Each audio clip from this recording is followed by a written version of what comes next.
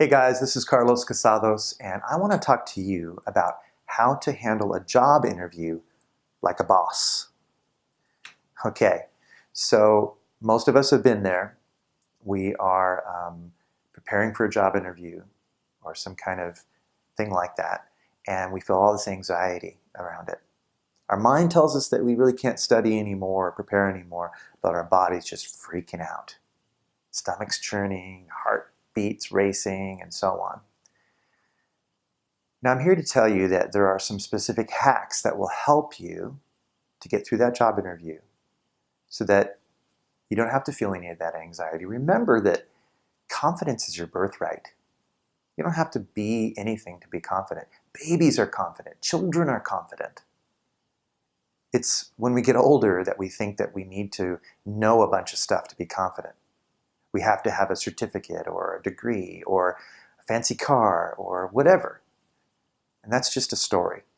The truth of the matter is, confidence can just be a natural thing that comes out of you, and it arises from relaxing and preparing and enjoying and being curious.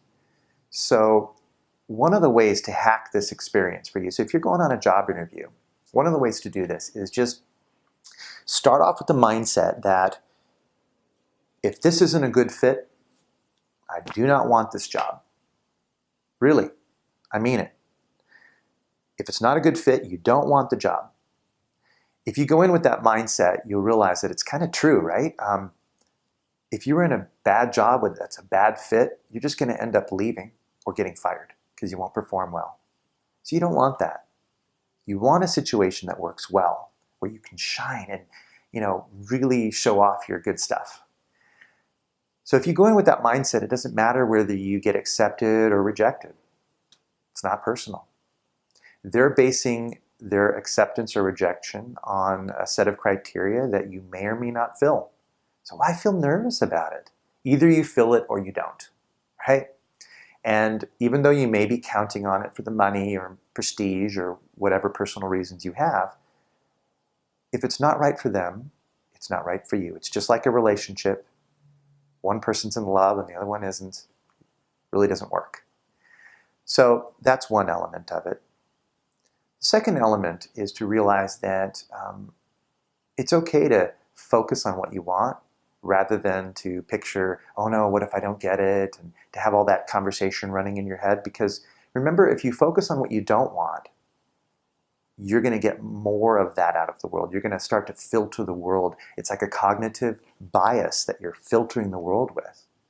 So to illustrate this, rather than saying, what if they reject me? What if they don't hire me? What if I can't get over my nervousness? What if I talk too fast?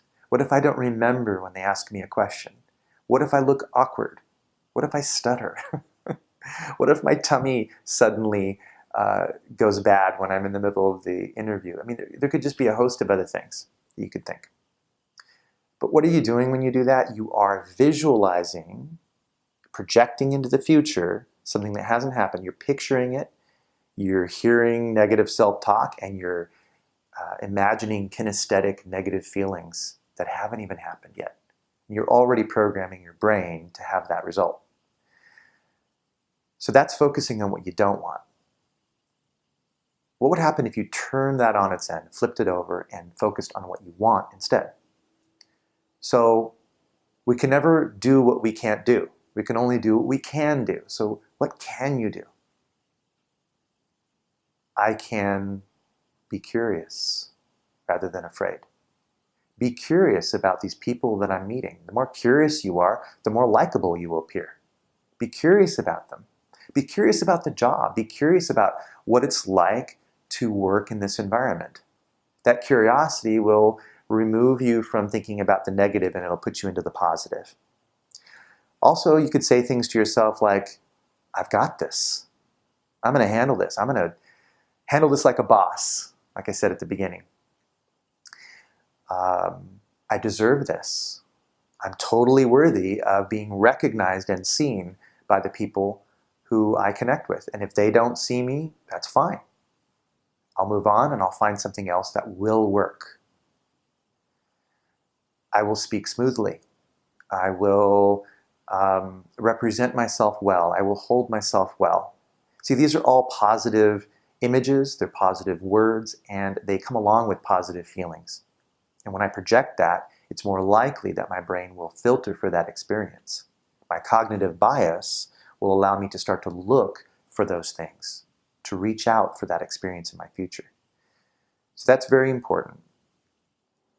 So the other thing is to remember to program your own mind, your own mindset, with this really simple idea.